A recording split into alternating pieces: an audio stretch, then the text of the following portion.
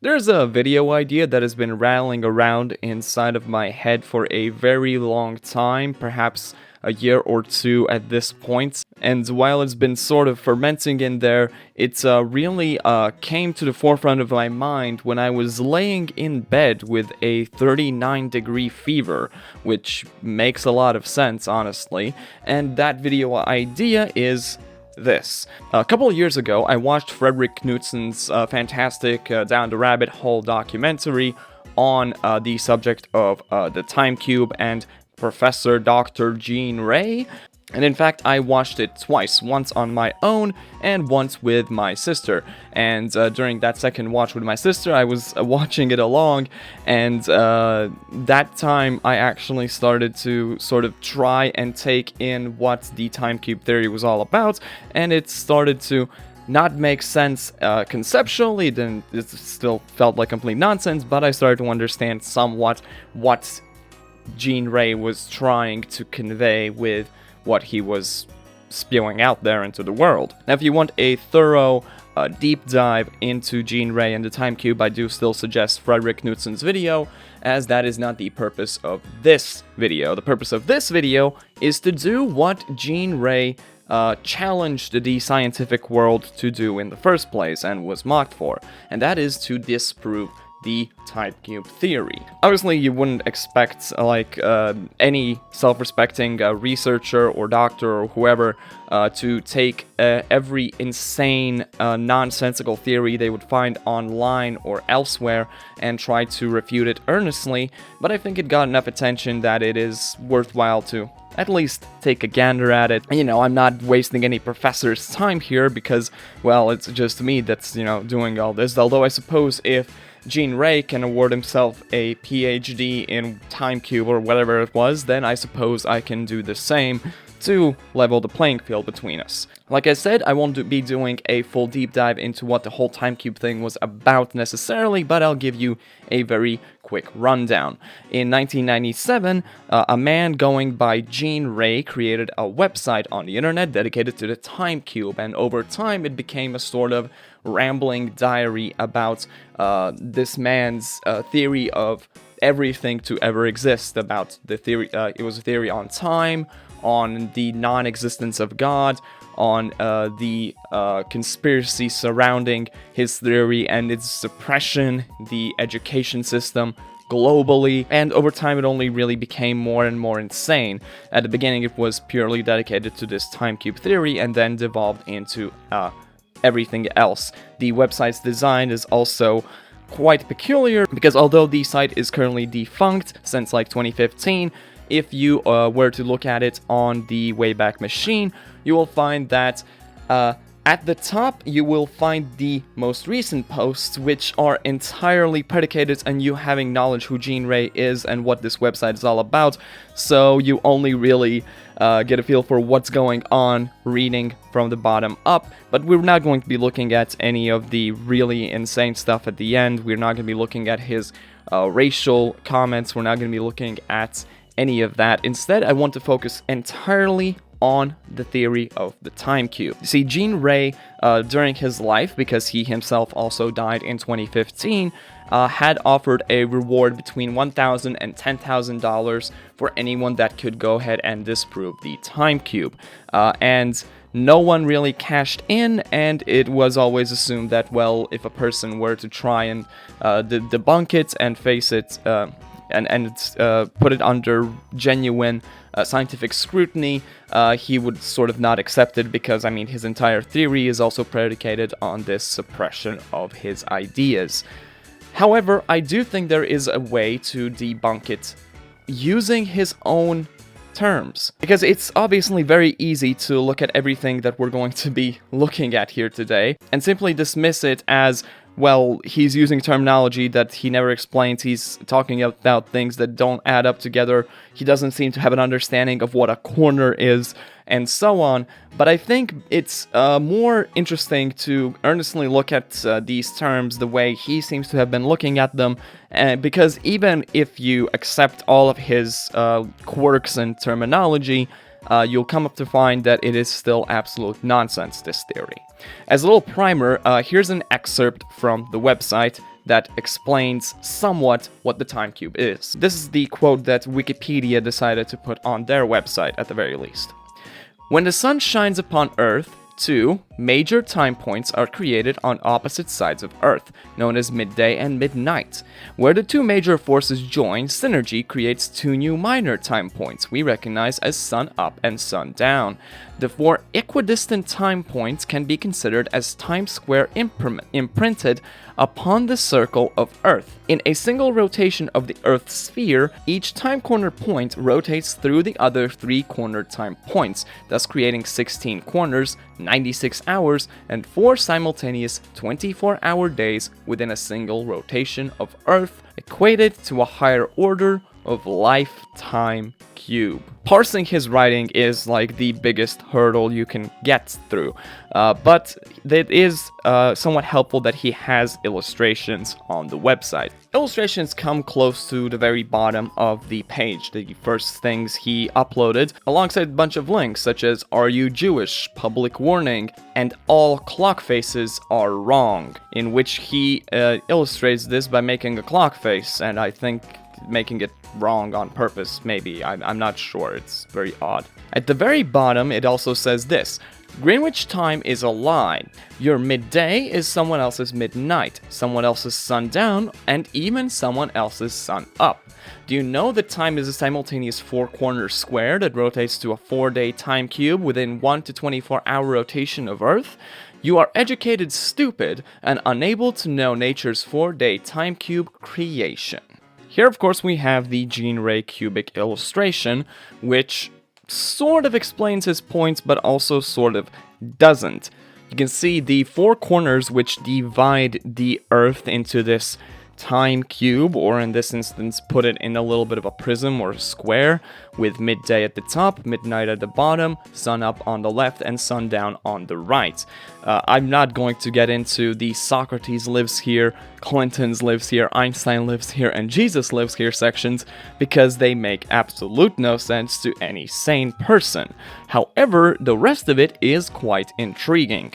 You see, when people make fun of this whole time cube shtick, a part of it is down to the four corners part, because a cube, as opposed to a single rectangle or a single square, does not actually have four corners. But in this drawing, you sort of see that he refers to the corners of this square, which you can get out of a cube by connecting perpendicularly to opposing edges. Essentially, if this right here is our time cube, then by connecting certain edges, meaning connecting this edge to this edge right here with a diagonal line, or perhaps a diagonal plane, and connecting this top edge here to this one at the back, you essentially get something kind of like this. I'm no artist, but the idea is it's sort of like two planes in the middle of a square, a cube crossed with each other. Well, this division works perfectly well at the equator. It becomes a problem everywhere else. Earth's 24-hour cycle does not split perfectly down the middle for midday and midnight, and I suppose sunup and sundown anywhere else but exactly on the equator. So the closer you would get to the North and South Pole, you would be seeing the shape warp.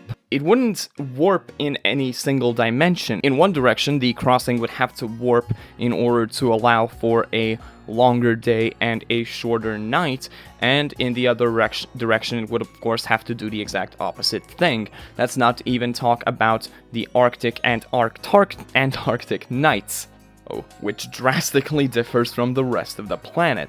So this time square, these two panels that cross over, still might make sense at the equator, but everywhere else it's not so much of a cube anymore. I believe it would be a shape that I don't know the name of, and as someone who isn't actually a huge fan of geometry myself, I would struggle to illustrate in any meaningful way. But the point is, it's certainly not going to be a cube.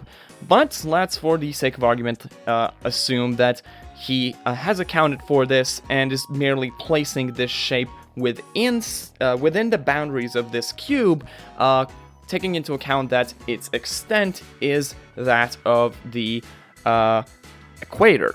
After all, even with all of our flattening and widening and so on with the shape in either direction, we are still left within this 24-hour cycle. A 24-hour cycle which he has divided into 4 other 24-hour cycles. He has not divided it into 4 6-hour cycles. He has decided to keep the 24-hour day, except he has then made those 6 hours in each section 24 hours. Yes, that does mean that each hour is now 15 minutes, although I don't know his definition of a minute. Perhaps that has also in some way shifted. But this division in these 4 points, in this midday, sundown, midnight, and sun up sections, is that it actually doesn't divide the planet in these sections at all. Because, well, those aren't sections, those are singular points. Midday, when the sun would be the highest up in the sky, midnight, when it is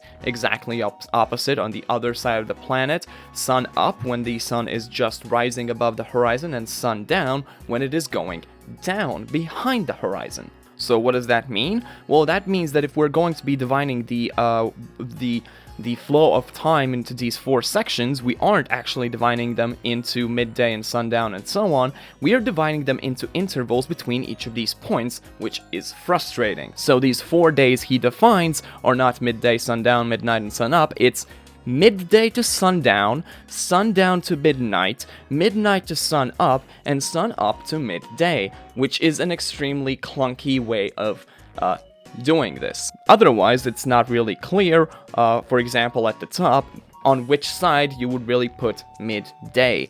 These times of day, or days rather, cannot be singular points because, well, that would imply that anyone who is not experiencing exact midday or exact midnight or these side points isn't experiencing time at all, which is not how anything works. And the clunkiness and frustration with this system doesn't stop there, because, well, let's say you've asked me, hey, what time and on what date did I record this video? If you're going by our educated stupid method, it is currently 4:45 p.m. on the 23rd of December. That's fair enough.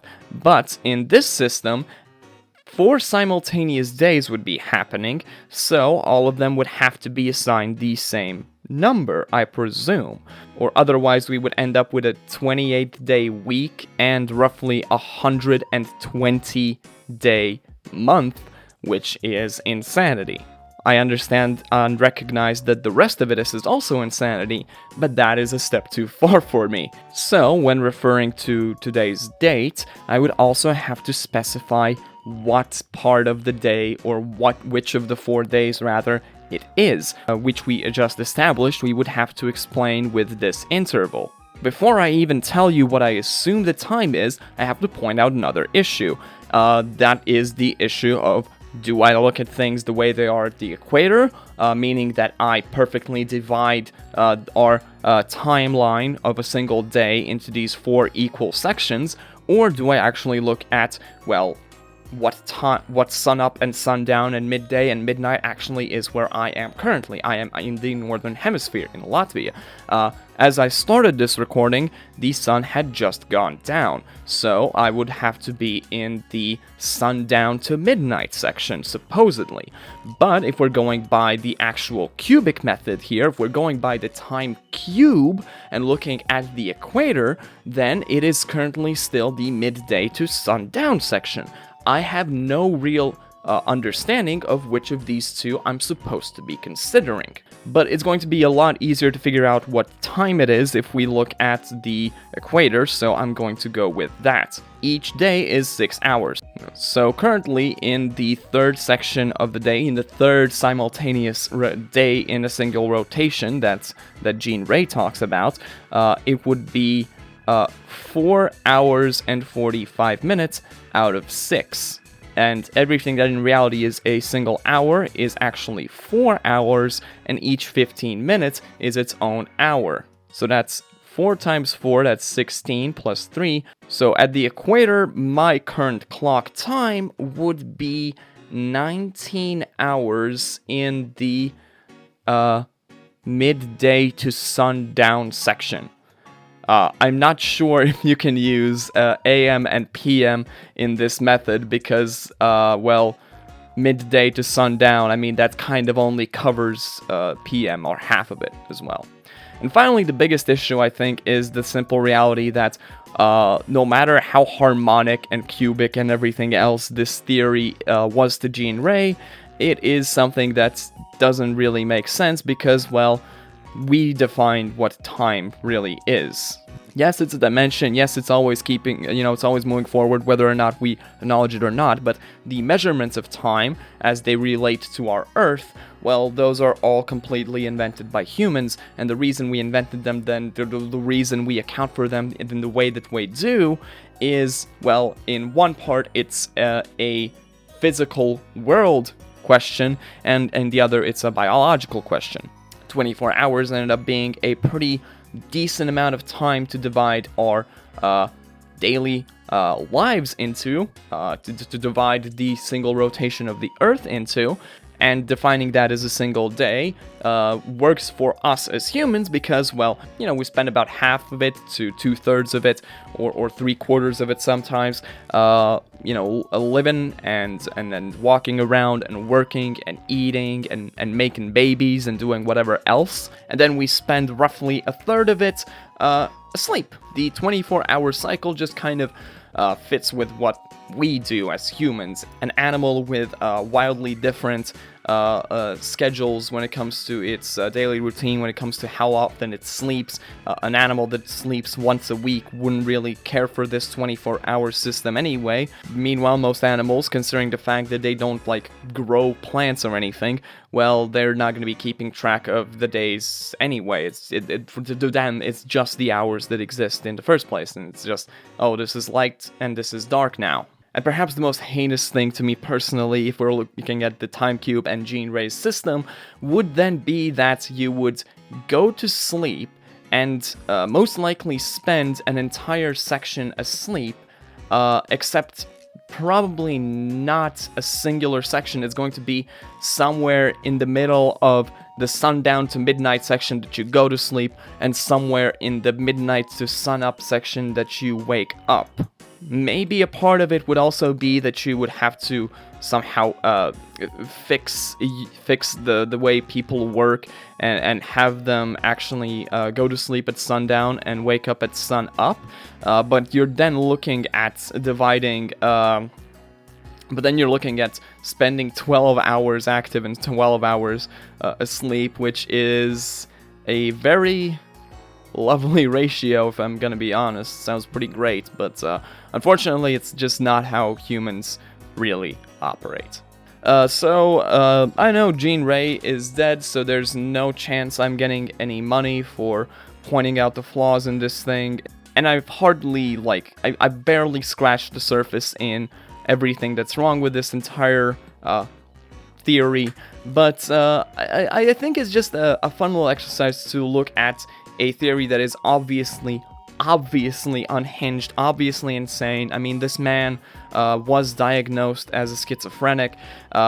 His ramblings really did not make any sense, but I think it's a nice little thing to do, to step back and actually rebuke it, actually talk about why it's insane, why it's wrong, because I think in today's society it's just commonly accepted that you go, look at this thing, this is obviously incorrect, this is obviously wrong, we don't even need to talk about why, but I don't know, I kind of feel like sometimes you do. That's going to do it for today's video. If you liked it, leave a like. Please do subscribe if you want to see more. Let me know in the comments what you think about the Time Cube. Do you believe in the Time Cube? Let me know if you do. And yeah, I'll see you in the next video. Finally, a gift card and a trading card in one. Finally! Oh my god, my prayers, they have been answered. Same energy as highly anticipated to me. Finally, people were begging for this. They were begging for someone to make this. And finally, it's here. Trading card and gift